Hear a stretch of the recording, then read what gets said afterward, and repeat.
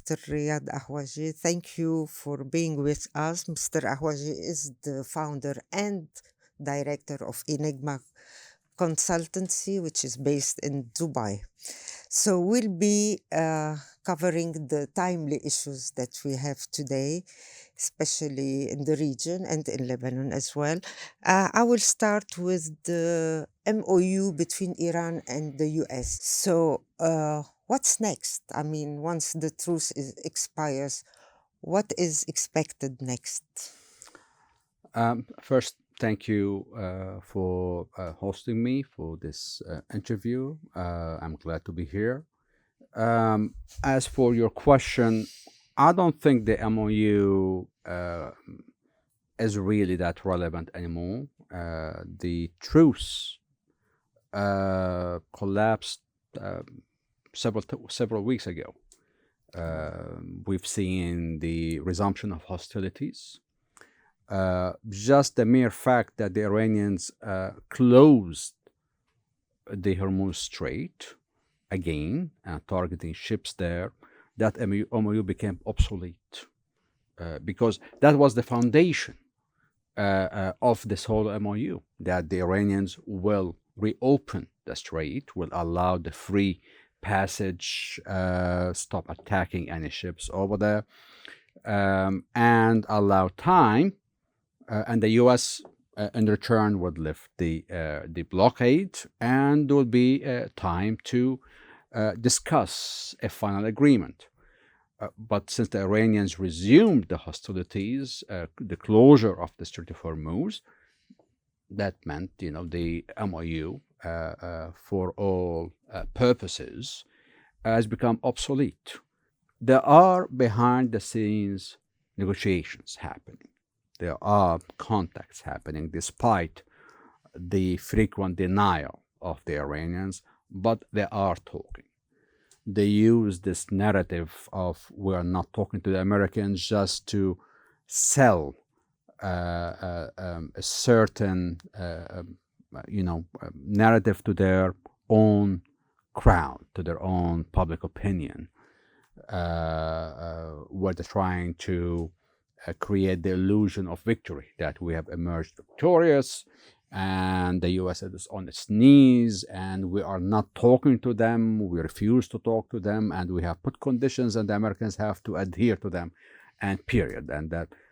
But in fact, we all know that there are talks happening. Iran is desperately trying to get out of its situation. And the point that needs to be pointed out here is that the more pressure, the more the regime in Iran feels threatened, the more aggressive it will become. Mm-hmm. And therefore, we will see the Iranian regime go on the offensive instead of staying on the defensive, mm-hmm. just because they feel an existential threat. They feel that the blockade, this big siege on Iran, along with the sanctions and the pressure and the on and off attacks from the US side, this is all boiling, creating, contributing to a situation that will get Iran to implode from within. And the more they feel this threat, the more hostile they'll become, and we will see them switch to the offensive, trying to counter pressure on the US side, on the allies of the US in the region, hoping that this could lead to some concessions from the other side that would allow them to survive. Mm-hmm. So what you're saying that, a possible renewal of hostilities on a larger scale would be initiated by the Iranians? It is being initiated. What we see, for example, in the Red Sea, these attacks on the ships in Bab el-Mandeb and the Red Sea, this is an offensive move. They are the ones who are carrying out. They are the ones who've opened this front. The attack a couple of weeks ago on a ship in the port of Dumyat in Egypt, which is close to the Suez Canal. So again, the Iranians are sending out messages here that we could also close the third strategic waterway in the Middle East region. That would lead us also, which is connected, I guess, to developments in the area, the Common Defense Pact between Saudi Arabia, Pakistan, and Turkey. Why now? And is it meant to, I mean, counterbalance or counter any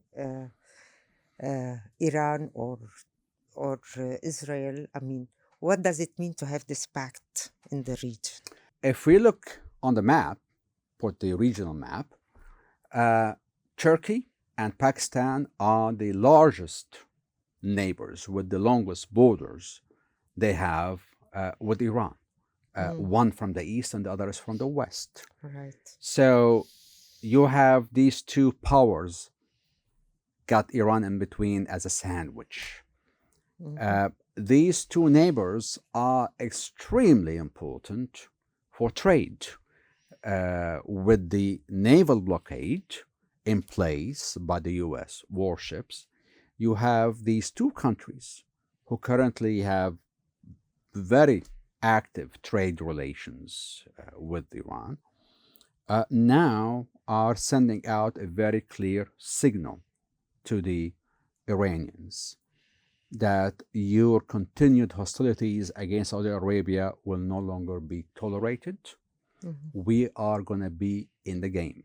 How do you think these developments in the region, as you said, Iran has been sending messages through the Houthis, through the Iran-backed militias in Iraq. What about Lebanon? If Iran feels that there is strong pressure on it, it will definitely get Hezbollah to initiate attacks again on Israel. Hezbollah is Iran's forward offensive line against Israel. That's the huge value militarily and strategically to Iran. That's why it kept on investing heavily financially in reviving Hezbollah. I mean, over years in building it, and after the setbacks suffered by Hezbollah as a result of the Israeli attacks, we saw the Iranian regime invest again in helping to revive Hezbollah, to get it back on its feet.